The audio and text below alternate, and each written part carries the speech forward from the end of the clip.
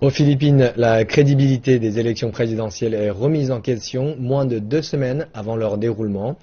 L'apparition la semaine dernière d'un site internet comprenant une base de données d'électeurs consultables a favorisé les suspicions concernant un possible vol des données détenues par la commission électorale du pays. Lorsque des experts en technologie se rassemblent dans un espace public et disent qu'il y a un problème, alors il doit vraiment y en avoir un. C'est ce qui s'est passé samedi lorsqu'ils ont confirmé la véracité de ce qui pourrait être un des pires cauchemars de beaucoup de Philippins, que des données personnelles qu'ils avaient confiées au gouvernement aient été volées.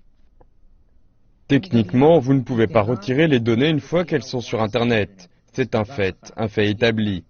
Le premier signe a été la détérioration du site Internet de la commission électorale.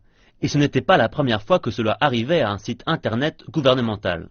Puis, on a appris que des hackers avaient récupéré toutes les informations des électeurs. Le seul hacker qui ait été arrêté a dit qu'il voulait montrer que les élections générales à venir pouvaient être truquées.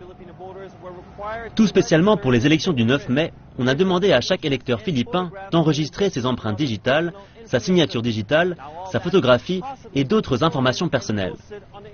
Maintenant, tout cela a probablement été volé et posté sur Internet. Environ 55 millions d'électeurs philippins sont affectés par cette fuite. Je peux appeler une banque et dire que j'ai besoin de mon numéro de compte et voici mon nom, et voici ma date d'anniversaire, et voici le nom de jeune fille de ma mère. Ils peuvent obtenir les numéros de compte, les soldes, les historiques de crédit, etc. La commission électorale a présenté ses excuses pour cette fuite, mais insiste sur le fait qu'elle n'aura aucune incidence sur la conduite ou le résultat des élections.